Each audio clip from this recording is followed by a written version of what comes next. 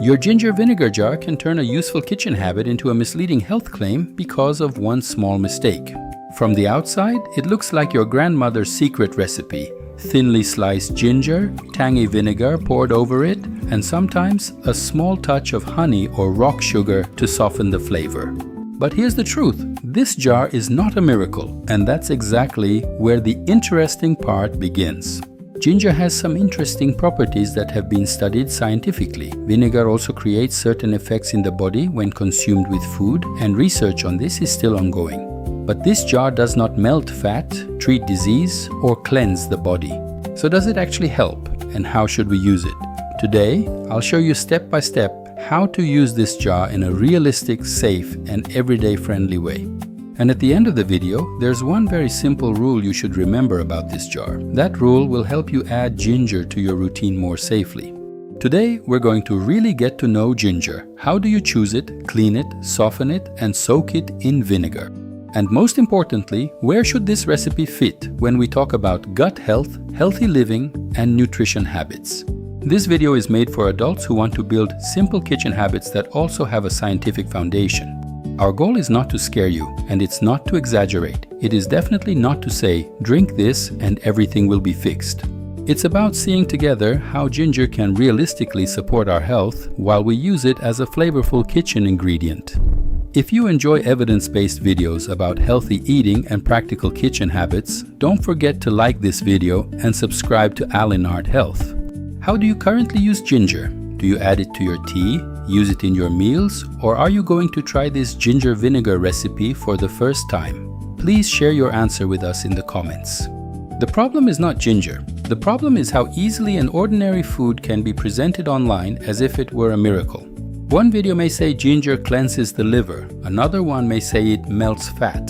Another may make big claims like it fixes blood sugar or completely solves digestive problems.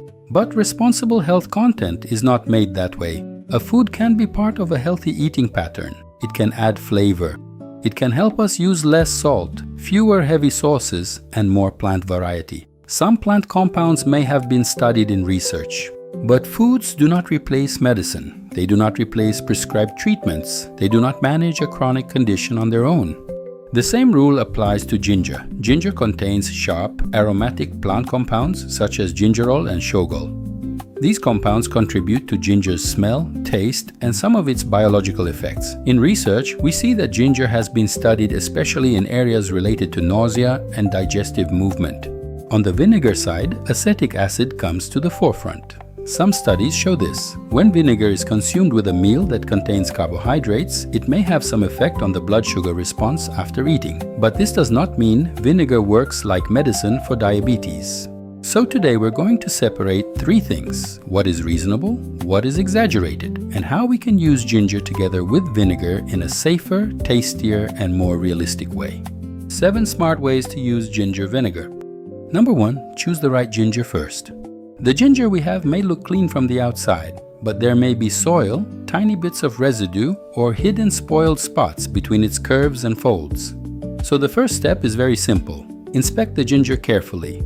If there is a small surface stain in one area, you can cut that part away and discard it. But if the ginger has softened, smells bad, has mold on it, or the inside looks spoiled, do not use it at all. This part matters because a healthy recipe does not begin with a spoiled ingredient. The fact that ginger is natural does not make a spoiled piece safe. When in doubt, the safest choice is not to use that ginger. Wash the ginger well under running water. If needed, cut it into smaller pieces so you can clean between the folds more easily. The goal here is not to create a sterile laboratory environment, but simply to start with something clean, fresh, and trustworthy. Number 2, gently soften it with steam. Now we're placing the ginger into a steamer. Steaming it for a short time before slicing may soften ginger's sharpness a little. Especially for people who find the taste of fresh ginger too strong, this method may give a more pleasant result. We recommend placing the ginger pieces in a single layer without piling them on top of each other. That way, each piece heats more evenly. Once the water starts boiling, lower the heat to medium-low and steam the ginger for about 10 to 15 minutes. If the pieces are small, the time may be shorter. If they are larger, it may take a little longer. Our goal here is not to completely soften the ginger until it falls apart. We just want to slightly soften the texture and balance the flavor. After steaming, the ginger smells warmer, rounder, and softer. This is a small but important step that makes the recipe more enjoyable. Number 3, slice it evenly. After the ginger cools down a little, place it on a cutting board. Now we come to one of the most common mistakes, putting very thick and very thin slices into the same jar. Thin slices absorb the vinegar very quickly and their taste becomes very sharp and sour. Thick slices, on the other hand, may stay firm, fibrous, and too spicy in the center. That's why you should try to cut the slices as evenly as possible. They don't have to be perfect, just try not to make them too uneven. This small detail can seriously change the taste of the jar. Even slices mean balanced flavor. Number 4, reduce the extra moisture. Ginger that comes out of the steam is still moist. If the ginger goes directly into the jar with that moisture, the texture and flavor may not turn out the way you want. That's why we recommend airing it out for a short time or drying it slightly. If you use an air fryer, you can keep it on a low setting for a short time. If you have a food dehydrator, you can use that. Or you can let it sit for a while on a clean kitchen towel. But be careful here. We do not want to dry the ginger until it becomes rock hard. Burned, hardened, brittle ginger is not good for this recipe. What we want is this. The surface should no longer be wet or sticky, but the slice should still stay flexible. This step gives the recipe a better texture and a cleaner aroma. Number 5. Keep the jar clean and choose the right vinegar.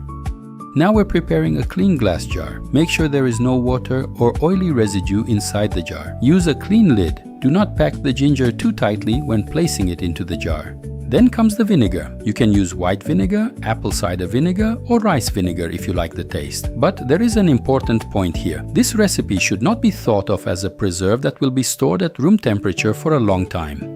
This is closer to a small batch quick pickle that should be kept in the refrigerator. For food safety, we recommend checking the acidity level on the vinegar label. Traditional safe pickling recipes often use vinegar with 5% acidity. This level may vary in rice vinegar and some flavored vinegars. The ginger slices need to stay completely under the vinegar. This small detail matters not only for flavor but also for quality and food safety. Number 6. Do not overdo the sweetener. Some people add rock sugar to this recipe, some use honey, and some skip the sweetener completely. There is no single right answer here. If you want to soften the sharpness of the vinegar, you can use a very small amount of honey or a small amount of sugar. But adding too much sugar while trying to make this recipe healthy is not the right approach. Especially if you have a condition related to blood sugar management, if you use diabetes medication, or if your doctor has told you to limit your sugar intake, you should think very carefully about the amount of sweetener. The goal of this recipe is not to make a sweet syrup, but to balance ginger's warm, aromatic taste with the sour character of vinegar. If you want a simpler version, you can skip the sweetener completely. Number 7. Use small portions, not like medicine. Close the jar and place it in the refrigerator. You can taste it after 1 day, and after 2 or 3 days the aroma becomes more balanced. Some people like to wait 7 to 10 days because the ginger absorbs the vinegar better during that time. But the most important point here is this. This is not a the more the better recipe. A few thin slices on the side of a meal may be enough. It can add a tangy and aromatic touch to rice, vegetable dishes, legumes, salads, or simple plates.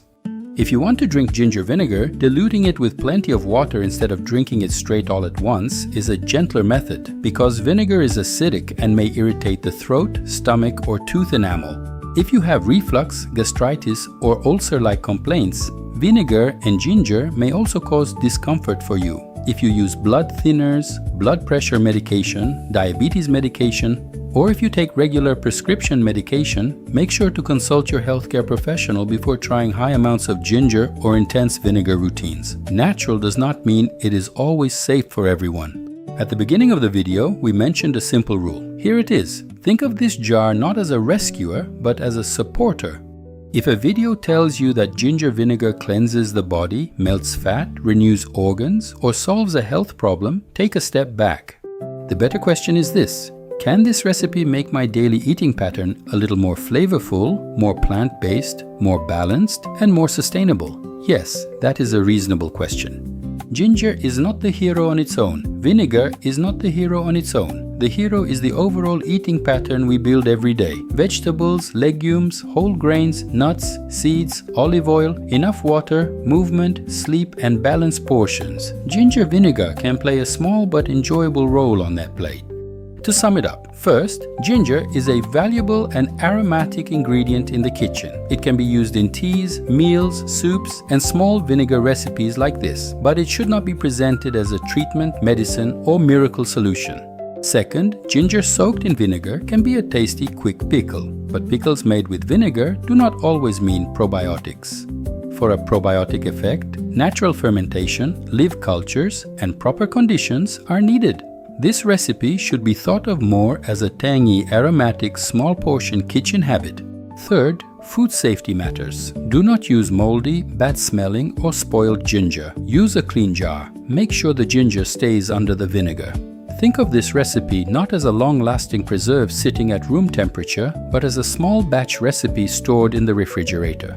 Fourth, if you take medication, have a chronic condition, are pregnant, breastfeeding, preparing for surgery, or have stomach sensitivity, consult your healthcare professional before using these kinds of intense herbal recipes regularly. This video is for educational purposes only. It is not a substitute for personal medical advice. If this video helped you see ginger in a more balanced and realistic way, like the video and subscribe to Alinart Health. Don't forget to turn on notifications for more science-based videos on healthy food, nutrition tips, gut health, and healthy lifestyle. Which kitchen ingredient should we explore scientifically in the next video? Garlic, turmeric, cloves, or apple cider vinegar? Share it with us in the comments. If you'd like to read the research we mentioned today, you can check the references section in the description.